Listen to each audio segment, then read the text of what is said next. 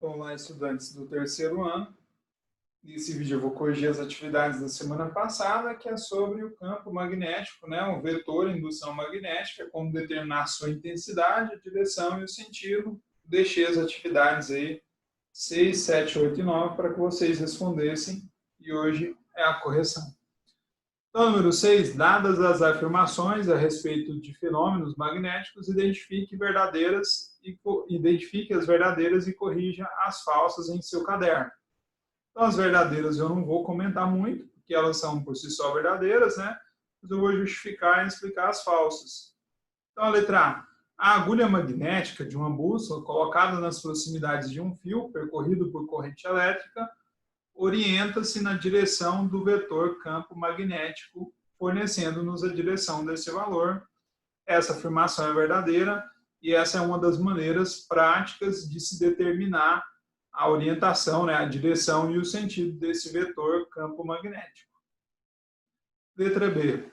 A existência de ímãs permanentes se explica com base na ordenação espontânea de pequenos ímãs elementares presentes em seu interior. E isso é verdadeiro também, né? É justamente a propriedade de ímãs permanentes. É a ordenação espontânea ali dos pequenos ímãs que são formados pelos seus átomos, né? Letra C. As propriedades magnéticas de um ímã de aço diminuem com a temperatura? Sim. Em um ímã de aço, inclusive, se você aquecer ele, dependendo da temperatura, ele deixa, inclusive, de ter as propriedades magnéticas, né? Quais são as propriedades magnéticas mesmo? São as de atração e repulsão de outros objetos metálicos e de outros ímãs. Da verdadeira. Letra D. Cargas elétricas em movimento geram um campo magnético? Sim, é justamente o fundamento do eletromagnetismo, que é o ramo da física que nós estamos estudando neste ciclo. Cargas elétricas em movimento, ou seja, corrente elétrica produz um campo magnético. Em outras palavras, corrente elétrica produz um ímã. Letra E. A agulha magnética de uma bússola colocada nas proximidades de um fio percorrido por corrente elétrica sofre desvio por causa da ação do campo elétrico criado nas proximidades desse fio. Então, na verdade, para tornar essa afirmação verdadeira, basta você trocar a expressão campo elétrico pela expressão campo magnético, né? Então, o que está errado aqui é essa palavrinha elétrico, que deve ser substituída pela palavra magnético. E aí a afirmação se torna verdadeira. Então, lendo de novo agora, substituindo isso, né? A agulha magnética de uma bússola, colocada nas proximidades de um fio percorrido por corrente elétrica, sofre desvio por causa da ação do campo magnético criado nas proximidades desse fio. E a número 7, um fio retilíneo é percorrido por uma corrente elétrica contínua. Letra A. Esboce as linhas de campo do vetor indução magnética B produzido por esse fio. Então, esse B é apenas uma letra para representar o vetor indução magnética. Para eu esboçar essas linhas, eu preciso, então, compreender essa situação, né? É um fio condutor retilíneo. Então, nós temos pelo menos duas maneiras de visualizar, de enxergar esse fio, né?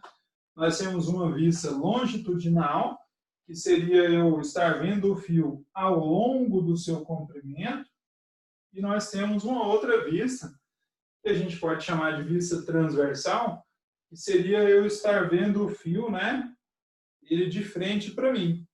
Então, a vista transversal seria isso, né? Eu estou vendo o fio ao longo do seu comprimento, e a vista transversal, eu estou vendo o fio assim, né?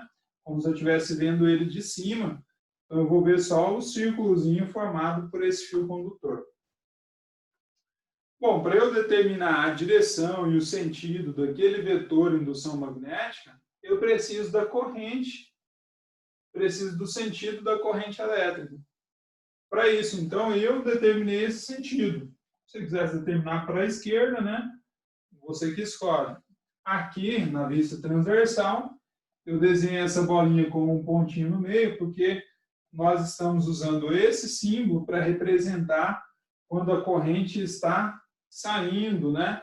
Ou quando o vetor indução está saindo da folha. Então, aqui é como se a corrente estivesse indo na sua direção. Aqui a corrente está indo da esquerda para a direita. E eu preciso determinar o sentido da corrente, porque é ele quem vai determinar o comportamento das linhas de campo magnético, das linhas representadas ali para a gente representar o vetor de indução magnética. Como? Através da regra da mão direita, né?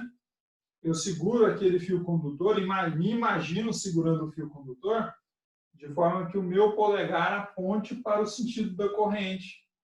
Então, tem que segurar assim, né? E se eu segurar assim, meu polegar vai ficar apontando para o lado esquerdo. E o sentido que eu adotei é para o direito. Então, ó, com a mão direita, você coloca, né, o seu polegar apontando para o sentido da corrente. Para que isso? Porque os outros dedos da sua mão vão indicar o sentido e a direção do vetor de indução magnética. Então, esse dedo, quando eu seguro aqui esse fio, ele passa por trás, né, desse meu canetão e, ó, do lado de cima, esse meu dedo está apontando para mim.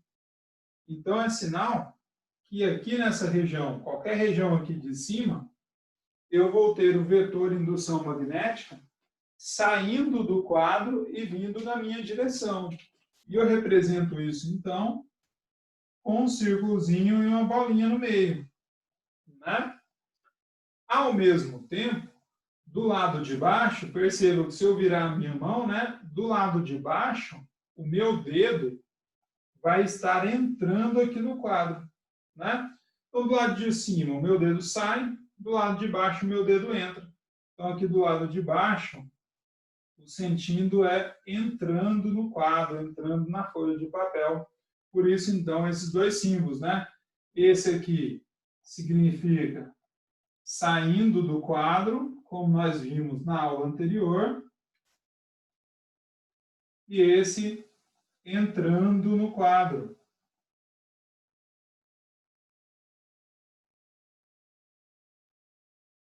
Claro, né? Isso aqui é uma expressão só para a gente entender melhor, então, entre aspas, só para entender que do lado de cima ele está nessa direção, né? Vindo de lá para cá. O que na prática acontece é esse movimento, né? O vetor de indução tem esse movimento, ó. Então, ele, em cima, ele sai na sua direção, volta por baixo, sai por cima, entra lá no quadro por baixo. Então, esse é o movimento, né? Esse é o sentido do vetor de indução magnética quando esse fio condutor é atravessado pela corrente. Na vista transversal, eu adotei o sentido da corrente aqui, né? Tem um izinho bem pequeno aqui. A corrente está saindo. Então, por que eu preciso do sentido da corrente mesmo? Para aplicar a regra da mão direita, que diz que eu devo segurar o fio de forma que o meu polegar indica, né? Fique na mesma direção do sentido da corrente, fique no mesmo sentido da corrente. Então, por isso eu tenho que segurar assim, né? O meu polegar aí na sua direção. E os outros dedos, né? Os outros dedos da minha mão vão indicar qual é o sentido das linhas de força ali que compõem ali os vários o campo magnético, né? Gerado por essa corrente. Então, segurando, olha só, o sentido é esse. Então, aqui eu faço linhas circulares e concêntricas para representar justamente as linhas do campo magnético. Então, era isso que era para representar. Qual é o sentido? Bom, eu posso representar o sentido marcando um pontinho aqui, né? E representando esse vetor. Lembrando que o vetor ele é representado por uma seta, né? Então, se eu marco esse ponto para representar o vetor nesse ponto, lembra que o sentido é esse, né? Então, nesse ponto, ele está nessa direção, nesse sentido. Se eu marcar um ponto aqui para marcar um outro vetor, que eu vou chamar de B1, então eu faço uma seta aqui, ó, passando, raspando, né, usando o nosso linguajar, mas na verdade é tangenciando as linhas concêntricas que eu desenhei. Então ele vai passar raspando, né? E por que essa setinha está para cima e essa está para baixo? Por causa do sentido, né? Que nós determinamos que ele está nesse sentido, determinado pelos dedos da minha mão, quando eu posiciono o polegar no sentido da corrente. Então é no sentido anti-horário, né? Por isso que nesse ponto, ó, nesse ponto ele está para baixo, enquanto nesse ponto ele está para cima. Se eu marcasse um ponto aqui, por exemplo, ele estaria para o lado, né?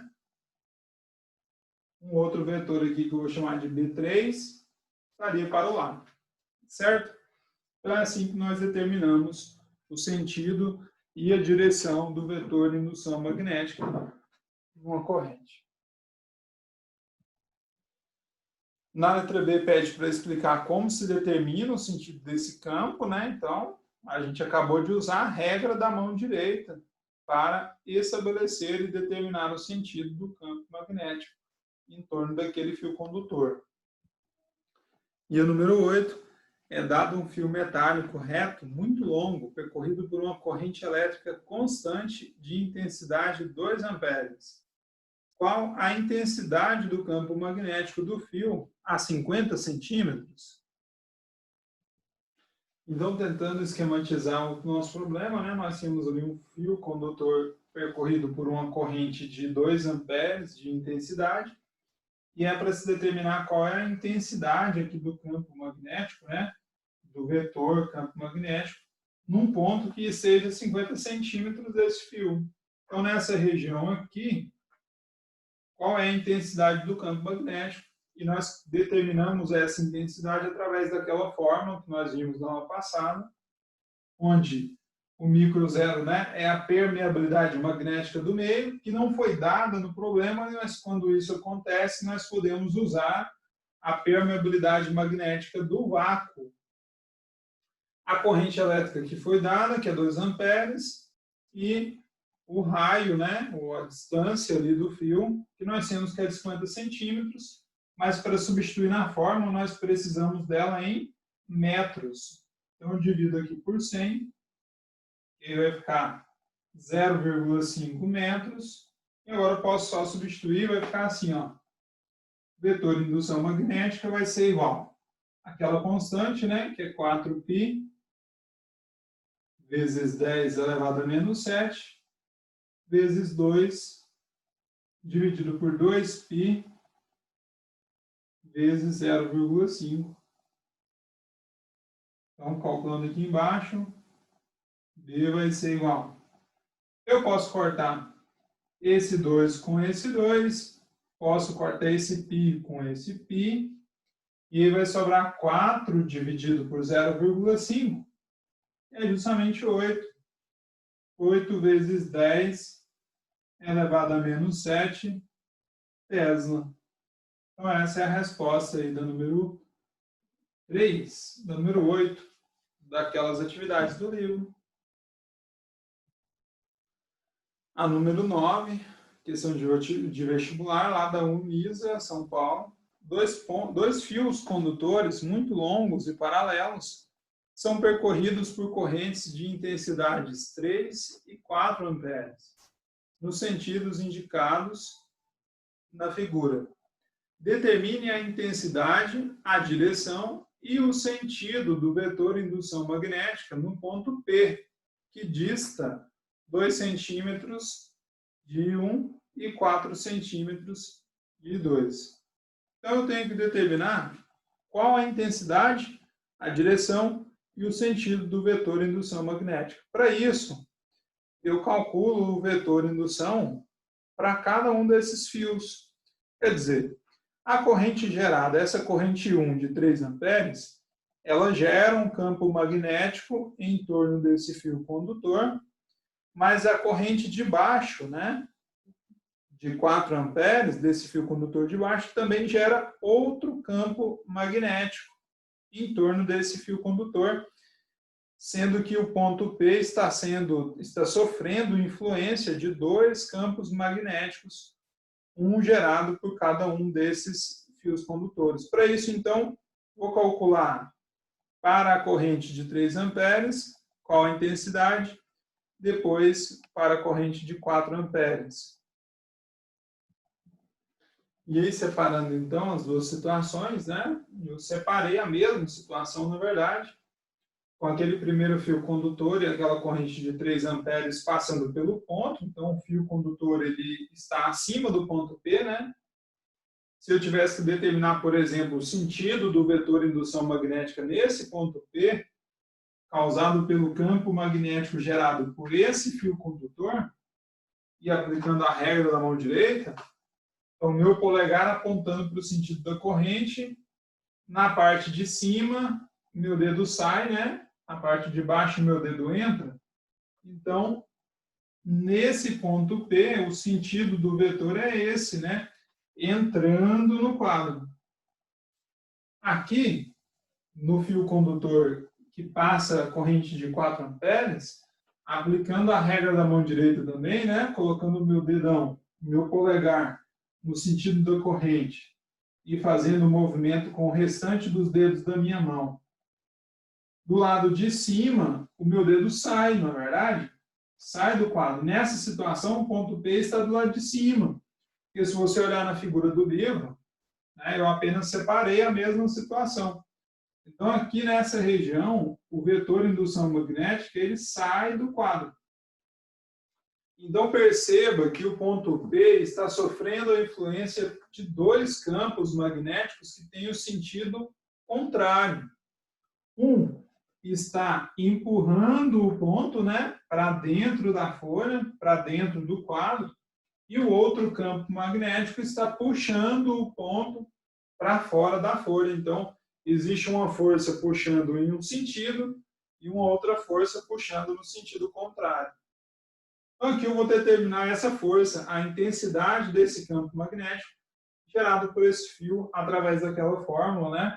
Já substituindo os valores, 4π vezes 10 elevado a menos 7, que é aquela constante de permeabilidade magnética do vácuo, vezes a corrente, que é 3, dividido por 2π, vezes o raio, que aqui está em centímetros, então eu tenho que passar para metros, vai ficar 0,02 metros. E aqui eu coloco 0,02 metros. Então, a intensidade do campo aqui nesse ponto vai ser de... Posso cortar o π com esse π. Posso fazer assim ainda, né? 4 vezes 3, 12. Vezes 10 elevado a menos 7. E já posso até, inclusive, dividir. Fazer aqui também 2 vezes 0,02, 0,04. E aí posso fazer até essa divisão, né? Quanto é 12 dividido por 0,04? 12 dividido por 0,04 dá 300. Então, 300 vezes 10 elevado a menos 7 Tesla é a intensidade desse vetor de indução magnética aqui, né? Vou calcular agora qual a intensidade do campo magnético gerado por esse fio agora. Então, a constante magnética é a mesma, 4π vezes 10 elevado a menos 7. O que muda agora é a constante, que é 4. E muda também a distância do fio, que é de 4 centímetros, passando para metro, fica 0,04. E basta nós dividirmos, né, por 100. Então, aqui vai ficar 0,04. A intensidade aqui vai ser igual. Posso cortar o π com esse π de novo. Posso multiplicar 4 vezes 4, 16 vezes 10 elevado a menos 7. E aqui embaixo, 2 vezes 0,04, vai dar 0,08. Se eu fizer essa divisão aqui, 16 dividido por 0,08 dá 200. Então, 200 vezes 10 elevado a menos 7 Tesla de intensidade, né? Perceba que quanto maior a distância do ponto em relação ao fio condutor, menor vai ser a intensidade do campo magnético. E olha ainda que essa intensidade da corrente ainda era maior do que essa. Bom, não terminou por aí, porque como nesse ponto P nós temos duas forças atuando, né?